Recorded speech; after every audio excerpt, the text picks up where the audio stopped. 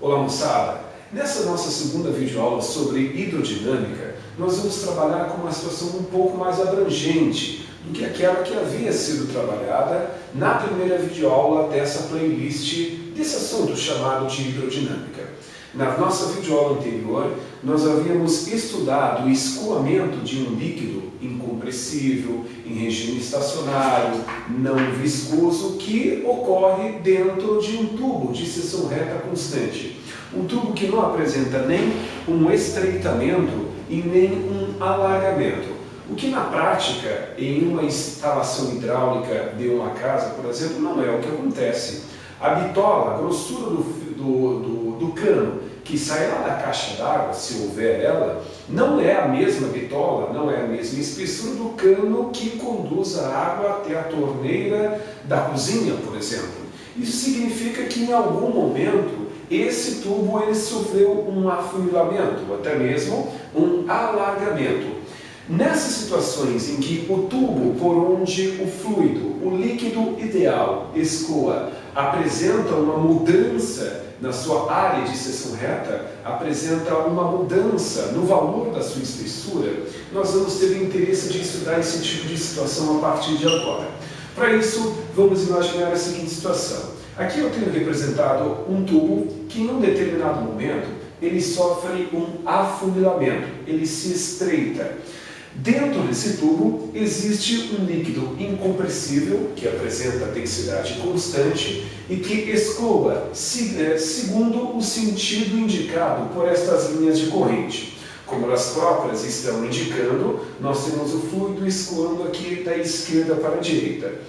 Estes dois tubos, as suas partes centrais desses dois tubos, estão a uma mesma altura em relação ao referencial, que pode ser o chão. Eu vou fazer um registro aqui de dois pontos sobre estes dois tubos. Esse ponto A e esse outro ponto B. Ponto A registrado sobre o tubo mais grosso, de maior área de seção reta, e o ponto B registrado sobre o tubo mais fino, de área de seção reta um pouco menor. E eu tenho especial interesse, inicialmente, de analisar como é o comportamento da pressão do líquido sobre os pontos A e B.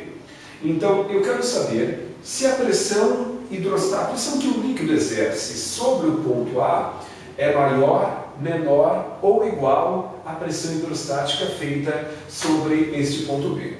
Talvez você pense que pelo fato do tubo ser mais estreito, a pressão hidrostática sobre o ponto B é menor, é maior, melhor dizendo. Esta é uma visão que os estudantes geralmente têm. Como aqui o líquido vai fluir numa seção reta mais estreita, a pressão hidrostática sobre o ponto B é um pouco maior. Só que na verdade é justamente o contrário. Devo lembrá-los que a pressão de um líquido, segundo o teorema de Sturgeon, depende da altura da coluna de líquido acima do ponto considerado. Percebam a altura da coluna de líquido sobre o ponto A. Agora percebam a altura da coluna de líquido sobre o ponto B. Como a altura da coluna de líquido sobre o ponto A é maior do que sobre o ponto B, eu posso dizer que a pressão que o líquido exerce sobre o ponto A é maior do que a pressão que o líquido exerce sobre o ponto B. Portanto, em tubos que apresentam uma variação na sua área de seção reta, uma variação na sua espessura, a pressão ela é maior onde o tubo é mais largo. Agora, vamos pensar na seguinte situação. Como aqui eu estou considerando que o líquido escoa em um regime estacionário e rotacional, é um líquido não viscoso, é um líquido incompressível, termos todos que haviam sido trabalhados os seus significados na videoaula anterior. Pelo fato deste líquido ser incompressível, eu posso afirmar que a vazão volumétrica nesse tubo mais largo, que eu vou chamar de ZA, é igual à vazão volumétrica sobre a seção mais estreita, onde o ponto B está sendo colocado, registrado. Vazão volumétrica é esta que eu vou chamar de ZB. Partindo do pressuposto de que a vazão volumétrica nas duas seções desses dois tubos de espessuras diferentes é a mesma, isso significa que se aqui, na parte mais larga, passam 10 litros de água por segundo, nesta seção mais estreita passarão os mesmos 10 litros. O volume de líquido que, por unidade de tempo, que flui na seção mais larga é igual ao volume de líquido que flui na seção mais estreita, por unidade de tempo. Assim, se a vazão volumétrica aqui é a mesma que aqui, se o volume por unidade de tempo que passa aqui é o mesmo que passa aqui, como aqui nessa seção mais estreita, o tubo é mais estreito, como tem menos espaço físico para o líquido fluir, para compensar este espaço menor e deslocar o mesmo volume que aqui, ele deve fluir com maior velocidade. Pois, repito, a tendência é, num espaço menor, termos um volume de líquido fluindo um pouco menor. Mas eu garanto que para líquidos incompressíveis a vazão é a mesma. Portanto, nessa seção mais estreita, para compensar esse espaço físico menor, o líquido flui com maior velocidade. Assim, a velocidade de escoamento no líquido no ponto B é maior do que a velocidade de escoamento no líquido A.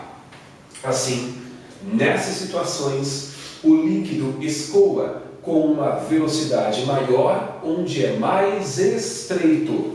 Desta forma, estas duas relações de desigualdade poderiam ser relacionadas da seguinte forma, que a pressão, a pressão que o líquido exerce, é inversamente proporcional ao volume, à velocidade de escoamento desse líquido. Esta é uma relação importantíssima. Assim, eu posso colocar aqui, onde a pressão que o líquido exerce é maior, a velocidade de escoamento é menor. E onde a pressão é menor, produz uma velocidade de escoamento maior. Esta é uma regra de ouro no que diz respeito a este escoamento de líquidos incompressíveis em tubulações que apresentam espessuras diferentes.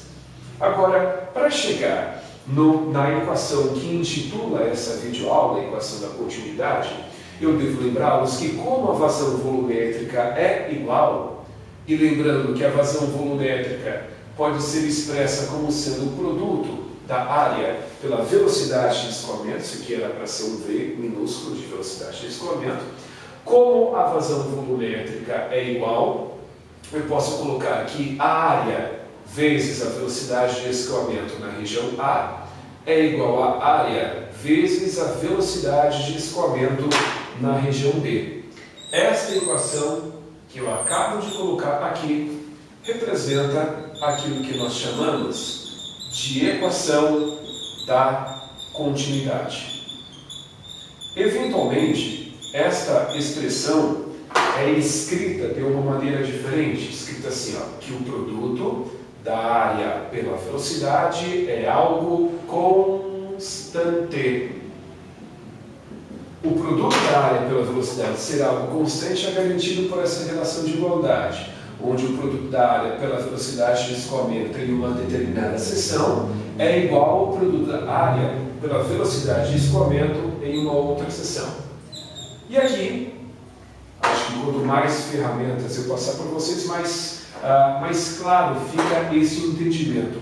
Esta expressão aqui me diz uma coisa importante, que a velocidade de escoamento é inversamente proporcional à área, ou seja, onde a área ela é maior, a velocidade de escoamento é menor. Onde a área é menor, como aqui, a velocidade de escoamento é maior. O que na prática eu já havia colocado nessa videoaula. Eu apenas documentei aquilo que eu acabo de colocar, pois havíamos discutido que onde o tubo é mais estreito, a área é menor, a velocidade de escoamento é um pouco maior.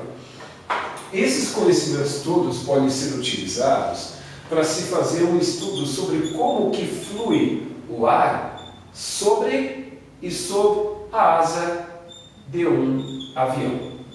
São vários os fatores que influenciam na sustentação de um avião que está voando. Um deles é como o ar escoa acima e abaixo desta asa de avião. Eu vou pedir para vocês a boa vontade de imaginar que isso que eu acabo de desenhar representa a visão lateral de uma asa de avião. É como se você estivesse olhando essa asa de lado, de perfil. Então, o que acontece? Esse avião ele é submetido à ação de uma força chamada força-peso, que puxa ele para baixo. Assim, essa força-peso ela precisa ser equilibrada por uma outra força, que é a força de sustentação, que é ajudada pela forma diferente com que o ar escoa acima e abaixo dessa asa de avião.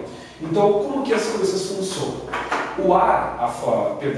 A asa de avião ela é projetada de tal maneira que o ar escoe de maneira diferente acima e abaixo dela. O formato dela é feito de tal maneira que a velocidade de escoamento dessa asa de avião, a velocidade de escoamento do ar sobre essa asa de avião, seja feito de tal maneira que o ar embaixo dela escoe com uma velocidade diferente do que acima dela. O que na prática já foi dito. Agora pense comigo, embaixo dessa asa, a pressão que o ar exerce deve ser maior do que acima dela, justamente pelo fato de que, nesta situação, nós temos que ter uma pressão de baixo para cima maior do que a pressão de cima para baixo, para sustentar o peso que puxa este avião para baixo. Desse jeito, a pressão de baixo para cima deve ser maior do que a pressão de cima para baixo. Assim, para que a pressão embaixo desta asa de avião seja maior, a velocidade de escoamento do ar abaixo desta asa deva ser menor do que a velocidade de escoamento acima dela. Acima, a velocidade de escoamento ela deve ser um pouco maior, o que foi representado aqui por linhas de corrente um pouco mais concentradas do que abaixo, já que na videoaula anterior nós havíamos visto que onde as linhas de corrente estão mais concentradas, a velocidade de escoamento é maior.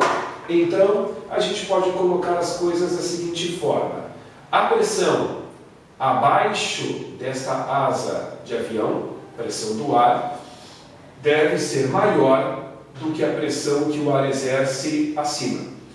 Onde a pressão é maior, a velocidade de escoamento é menor.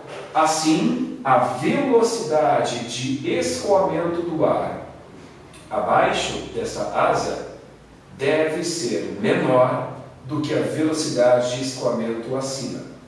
O que, repito, foi representado através destas linhas de corrente mais espaçadas, sinal de que abaixo desta asa de avião a velocidade de escoamento é um pouco menor.